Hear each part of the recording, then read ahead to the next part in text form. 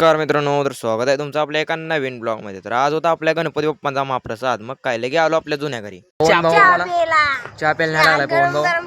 चहा तर मी काही पिणार नाही. याला भाऊला काय तर दुसरं सांगायला लावूया आपण. चला सांगणार आहे ना. चल नाही नाही मग चालत नाही. बरं चल. डायरेक्ट पव्याला घेऊन आलो पण दत्त बेळ मध्ये. हा सुट्टी नाही. पव्याला आपण ऑर्डर भेटत द्यायला लावली मस्त पैकी. मध्ये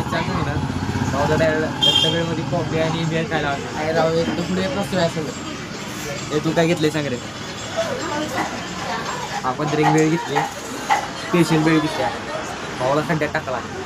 आपण फक्त पिले बघा.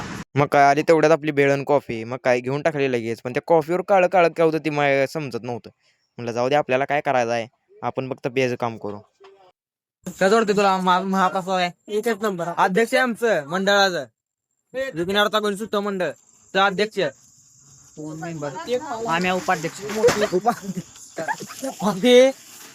दिनदार आहे, सांगून देत नाही. याला कोण काय बोलत नाही, कोण आहे माहित नाही कुणाला. येऊन काम करत बसतोय. मग म्हणलं स्वयंपाक विभाग झाला ना, बघूया. कशा आहे त्या पापड्या, क्वालिटी आणि क्वांटिटी एकदम जबर. तोच पव्या म्हणला मी आमटी काढतो, माझा व्हिडिओ कर. म्हणलं करणार गेला का 100%. कसा आहे कट बीट आलाय. नात करते का, यायला लागते फक्त महाप्रसाद घ्यायला. सगळ्यांचं झालं म्हणलं आपण पण जेवून घेऊया. मग काय लगी बसलो जेवायला. जेवण झाले आमचा. आता मस्त वेगळी प्लॅन ठरलं दूध प्यायला जायचं. डायरेक्ट आलो आम्ही दूध प्यायला. कसं आहे हा नात करते का. आम्हाला आणलेलं पव्यानं दूध प्यायला आणि स्वतः येऊन भाऊ इथं स्प्राईट घेतले. म्हणलेला काय पटते का तुला लागा. मग काय घेतलं मस्तपैकी दूध आणि पिऊन घेतलं आम्ही मग सगळ्यांनी.